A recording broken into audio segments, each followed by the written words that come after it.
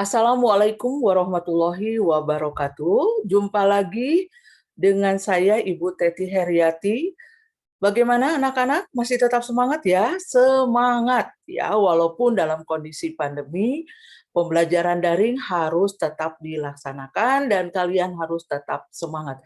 Jangan lupa ya, 5M-nya dan jangan lupa prokesnya harus diperhatikan. Walaupun kalian ada di rumah, tetap harus menjaga prokes. Karena itu penting, apalagi kondisinya sekarang sedang PPKM. Tidak usah berlama-lama lagi, saya akan menjelaskan lagi ya. Ini karena saya adalah salah satu pengajar dari proyek IPAS, Proyek Ilmu Pengetahuan Alam dan Sosial. Namanya juga proyek, berarti mau tidak mau nanti di endingnya dari pembelajaran ini adalah nanti kalian per kelompok akan membuat tugas kelompok, tugas proyek dikerjakan secara per kelompok, dan tugas tersebut bisa dinilai secara kolaboratif oleh guru IPA maupun guru sosial. Kebetulan saya adalah guru sosial dengan Pak Edi Basrudin, guru IPA-nya nanti ada Bu Dini dan Bu Nurbayati. Oke, nah untuk hari ini, untuk pelajaran sosialnya, saya akan membahas tentang yang capaian pembelajaran 1.5, yaitu tentang aspek keruangan dan kognitivitas ruang. Nah, apa itu ruang? Bagaimana? Saya yakin kalian sudah tahu, waktu SMP memang sudah ada, sekarang kita perjelas lagi, kita akan lihat apa itu ruang, apa itu kognitivitas, dan lain sebagainya.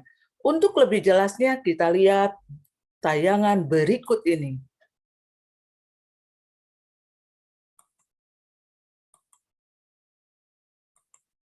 Ya, di sini ada aspek keruangan dan kognitivitas antar ruang dan antar waktu. Lalu muncul mungkin di dalam benak kalian, kira-kira apa sih yang dimaksud dengan ruang? Nah, di sini bagaimana tujuan pembelajarannya? Tujuan pembelajarannya adalah supaya kalian paham betul apa itu konsep ruang, distribusi, serta pola ruangnya. Dan juga kalian harus paham betul apa itu konsep waktu dan perbedaan waktu. Dari tujuan pembelajaran ini dapat dipetik, ya, dapat kita lihat bagaimana kalian bisa melihat bahwa lingkungan alam dan lingkungan sosial itu apakah ada keterkaitan atau tidak? Apakah hanya berdiri sendiri lingkungan alam saja? Bagaimana interaksi antara lingkungan alam dengan lingkungan sosial? Nah, sekarang kalau kita bicara seperti itu, tentu kita harus tahu dulu konsep ruang. Muncul di benak kalian, apa itu ruang? Ya, ruang itu seperti apa? Nah, di sini ada beberapa konsep ruang. Ruang adalah tempat di permukaan bumi, baik secara keseluruhan maupun hanya sebagian yang digunakan makhluk hidup untuk tinggal. Jadi air, bumi, kemudian lautan, ya, semua aktivitas manusia, hewan dilakukan di lautan, udara dan lain sebagainya menggunakan tempat di permukaan bumi itu dikatakan ruang. Atau dengan kata lain, ruang itu adalah wadah dari semua aktivitas, semua kegiatan, baik itu manusia, hewan, tumbuhan yang ada di permukaan bumi. Bayangkan oleh kalian jika misalnya kalian tidak punya ruang, bagaimana kalian mau bergerak? Contoh yang paling konkret, kalian belajar, ada ruang kelas, ada ruang praktek, ada ruang komputer. Bagaimana ruang kelas tidak ada? Bukan sekarang ada sekolah alam. Oke, ada sekolah alam. Sekolah alam itu ruangannya adalah di alam, bebas. Tetapi tetap kita harus punya ruangan, tempat tersendiri, ya. Misalnya ada ruangan dibuat sebagaimanapun modif seperti apa, sehingga di sana akan kerasa nyaman. Bagaimana ruang kelas bila mana tidak ada lantai, tidak ada pelafon, kalian mau belajar seperti apa? It's okay kalau misalnya kalian bilang, ruang kelas, Bu, tidak usah pakai lantai dan lain sebagainya, kita di luar, Anda belajar, itu bisa dinyatakan ruang. Boleh saja, tetapi nyaman nggak Anda belajar dengan situasi seperti itu, ya? Jadi tentunya di sini ruangan itu adalah tempat di permukaan bumi. Menurut pendapat kalian, di manakah batas sebuah ruang? Nah ya, menurut kalian itu batas sebuah ruang itu seperti apa? Jadi ruang itu tidak hanya sebatas udara yang bersentuhan dengan permukaan bumi, tetapi juga lapisan terbawah dari atmosfer. Itu juga termasuk kepada ruang itu sendiri. Ruang juga mencakup perairan di permukaan bumi. Perairan di permukaan bumi itu seperti apa? Laut, sungai, danau. Adapun ruangan yang termasuk di permukaan bawah bumi, yaitu contohnya air tanah. Air tanah ada di permukaan bawah bumi. Itu juga termasuk ruang. Jadi, batas ruang adalah tempat dan unsur-unsur yang mempengaruhi kehidupan permukaan bumi. Jadi, kalau kalian bicara mengenai permukaan bumi itu sendiri, ya, batas-batasnya seperti apa, laut, sungai, danau, ataupun yang ada di bawah permukaan bumi, itu juga termasuk kepada ruang. Kita perhatikan, setiap ruang di permukaan bumi memiliki karakteristik yang berbeda antara satu dengan yang lainnya. Coba perhatikan kalian gambar ini. Gambar ini dia dekat dengan pantai. Tentunya ruangnya, ruang gerak dan sebagainya berbeda. Ini bukan di pantai, tetapi dia di padang, ya, padang pasir, atau di rerumputan, atau di gunung. Itu akan berbeda. Sehingga dengan ruang yang berbeda, otomatis penghasilan yang dihasilkan dari daerah ini juga berbeda. Karena ini dekat pantai, dekat danau, otomatis apa? Iya, betul sekali. Ikan dan sebagainya, ya, berarti petani. Tapi kalau di sini, karena di sini adalah gunung atau apa tempatnya yang subur, maka di sini sayuran akan lebih banyak.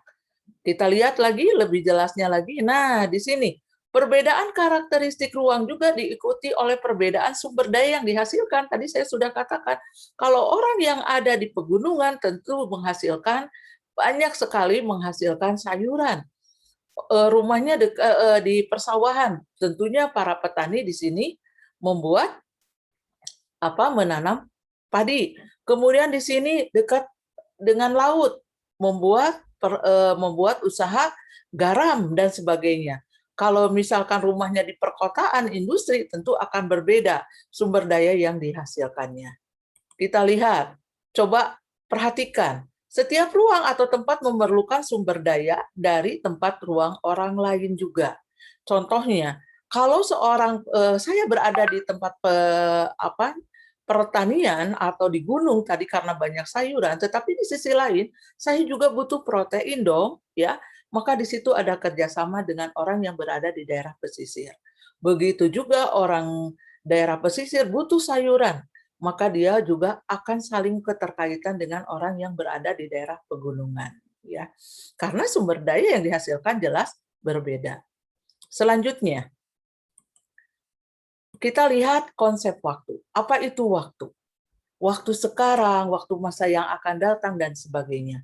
Kadang-kadang kita secara nalar aja, secara proses yang kita lakukan, untuk waktu saja.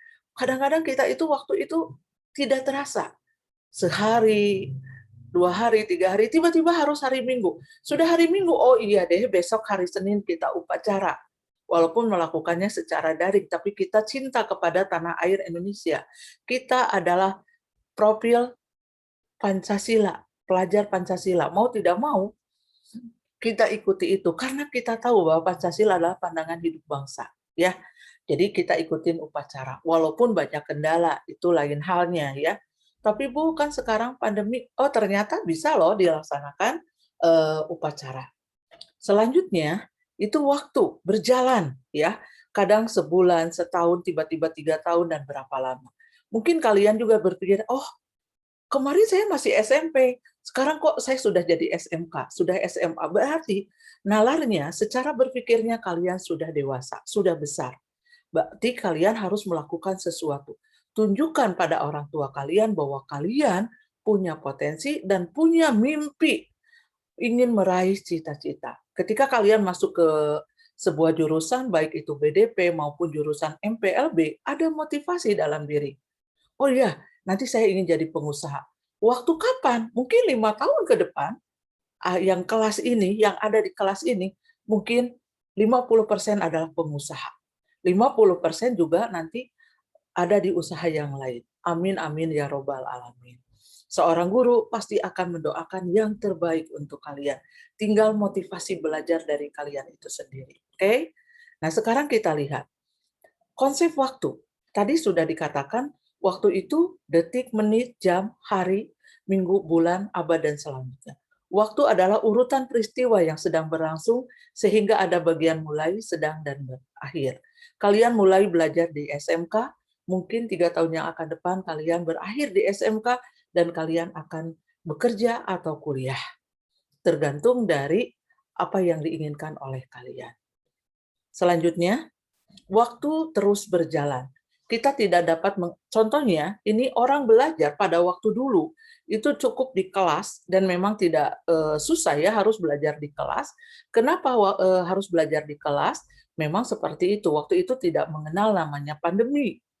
Kemudian ini di kelas dengan menggunakan papan tulis.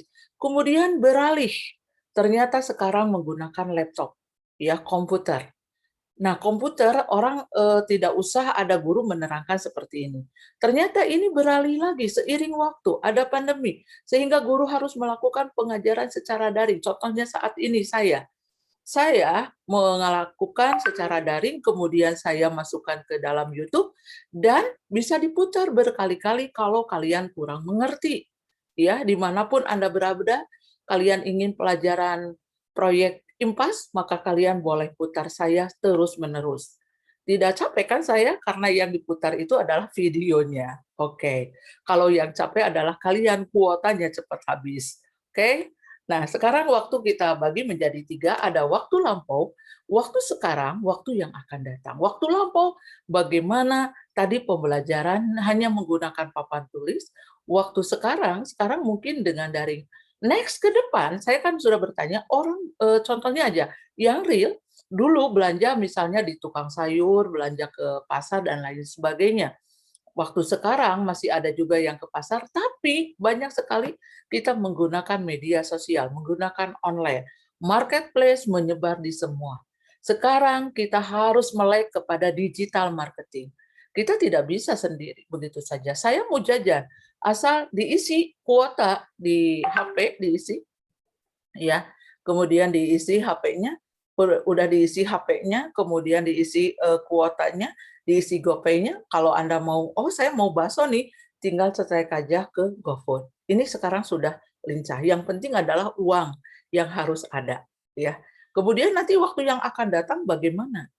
Di negara-negara lain juga sudah mengajukan seperti itu ya sekarang.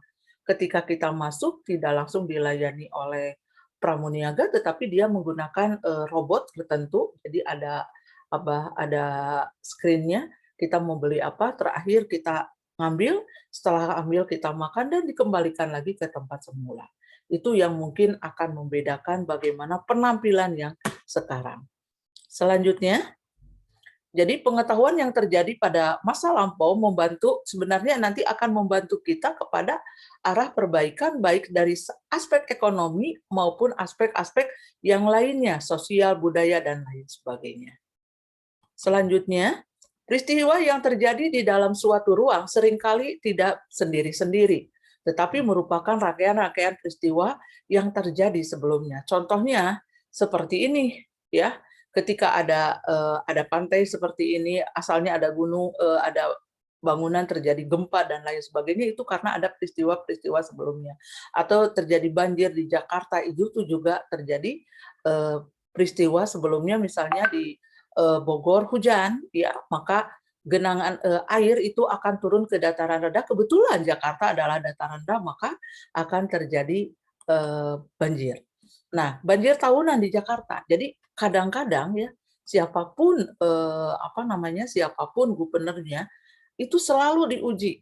Jakarta itu tidak lepas dari banjir-banjir, dan katanya menurut ini banjir itu tentu akan merusaknya hutan yang ada di kalau terjadi banjir, semua keadaan alam akan hancur, keadaan ekonomi juga. Misalnya hujan di Bogor, banjir juga kepada Jakarta, terjadi peristiwa. Maka di sini orang akan berbeda ya kalau misalnya terjadi banjir dan lain sebagainya. Itu justru akan mengakibatkan nanti Kalau hujan deras di Bogor, nanti banjirlah di Jakarta. Bagaimana banjir juga di Bogor? Iya, pasti di Bogor akan banjir. Nah, itu satu sama lain ya. Kita lihat dari dua contoh yang disebutkan, aspek ruang antara Jakarta dan Bogor, sedangkan waktu adalah ketika musim hujan yang menyebabkan banjir di Jakarta. Ini bukan hanya tahun 2013, tahun 2018 juga terulang kembali. Adanya perbedaan ruang yang lebih diuntungkan di kota sehingga dalam waktu tertentu masyarakat desa ya kadang-kadang orang-orang desa biasanya mau lebaran, setelah lebaran dia ingin merubah nasibnya pergi ke Jakarta. Dengan kata lain urbanisasi, perpindahan penduduk dari desa ke kota. Dan kita lihat lagi, nah di sini bagaimana peristiwa banjir yang di Jakarta, eh, banjir di Jakarta karena curah yang tinggi di daerah Bogor. Nanti kalian cek ya, ini videonya, ada videonya. Saya tidak akan menayangkan videonya di sini. Nanti kalian dicek saja videonya seperti apa. Kalau saya tayangkan videonya, nanti waktunya juga akan terlalu lama. Oke, ini banjir. Kemudian kita lihat kognitivitas, berarti ada keterkaitan antara ruang satu dengan ruang yang lainnya, antara daerah satu dengan daerah yang lainnya. Di sini adalah yang pertama adalah saluran saling melengkapi. Jadi ketika wilayah A ini banyak surplus sayuran, wilayah B surplus ikan, dia saling melengkapi satu sama lain. Di pergunungan surplus sayuran, di pesisir pantai surplus ikan, mereka saling melengkapi. Mereka harus bertukar yang namanya perdagangan. Terjadi pertukaran atau perdagangan, interaksi ya antara surplus sayuran dengan surplus ikan. Kemudian kesempatan. Coba perhatikan, misalnya di sini wilayah A surplus sayuran minus ikan, surplus wilayah B surplus ikan minus sayuran, wilayah B di sini surplus ikan minus sayuran. Di sini akan kelihatan jaraknya, interaksi yang kuat. Apakah ini harusnya C ya? Di sini apakah A ke B atau A ke C? Dia dekat kemana? Apakah ke B atau ke C? Dan juga kemudahan, pengangkutan barang dan pengangkutan orang memerlukan biaya. Jadi harus ada biaya operasionalnya. Dekat kemana ini? Dari A ke B atau A ke C? Kalau A ke C, maka orang ya belanja kepada C. Maka yang di sini di wilayah B itu akan berkurang. Ya tidak ada pembelanjaan. Nah, untuk interaksi-interaksi seperti itu perlu dilakukan. Kenapa perlu dilakukan? Karena memang kita lihat bahwa konsep ruang di antara wilayah A, B, C itu mempunyai karakteristik sumber daya yang berbeda. Oke, untuk hari ini kognitivitas ruang dan waktu cukup sekian. Mudah-mudahan kalian mengerti dari penjelasan yang saya sampaikan. Tetap semangat selalu ya dan tetap jaga kesehatan. Prokesnya ketemu lagi nanti dengan materi berikutnya. Untuk tugas dan lain sebagainya Ibu share di LMS. Sekian dan terima kasih. Wassalamualaikum warahmatullahi wabarakatuh.